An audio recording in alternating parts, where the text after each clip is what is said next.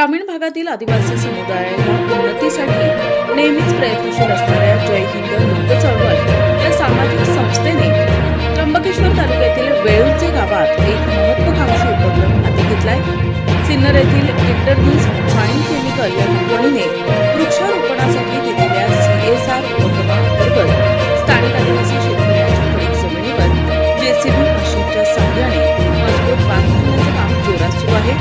या बांधामुळे वाहून जाणारे पाणी अडवले जाईल, ज्यामुळे या भागातील शेतकऱ्यांना मोठ्या प्रमाणात शेती करण्याची संधी उपलब्ध होईल. त्याशिवाय या बांधावर संस्थेच्या वतीनं विस्तृत वृक्षारोपण केलं जाणार असून पर्यावरण संरक्षण आणि शाश्वत विकासाला चालना मिळेल. वेळुंचे गाव हे त्र्यंबकेश्वर तालुक्यातील असून जिथे नैसर्गिक संसाधनांची विपुलता असूनही पाण्याचे दुर्भिक्ष्य आणि जमिनीची पडीक स्थितीमुळे शेतकरी वर्ग अनेक आव्हानांना तोंड देत आहे. जय हिंद लोक चळवळ या संस्थेने या समस्येची दखल घेत स्थानिक शेतकऱ्यांसोबत चर्चा करून हा उपक्रम सुरू केलाय.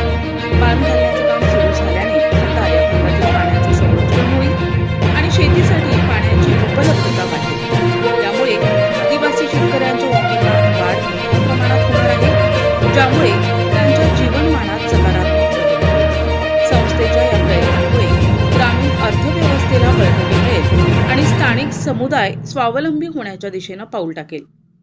या उपक्रमाच्या प्रगतीची पाहणी करण्यासाठी संस्थेचे अध्यक्ष डॉ. सुधीर तांबे साहेब आणि सेक्रेटरी डॉ. नामदेवराव गुंजाळ यांनी आज गावाला प्रत्यक्ष भेट दिली.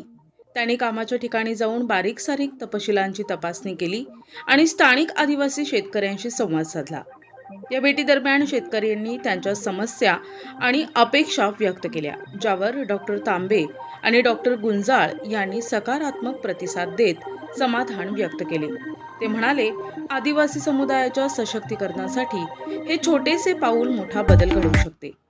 पाणी संरक्षण आणि वृक्षारोपण यामुळे निसर्ग आणि माणूस यांच्यातील सुसंवाद वाढेल. यावेळी नाशिक येथील श्री मासूद आझादी वरपेसर हेही उपस्थित होते.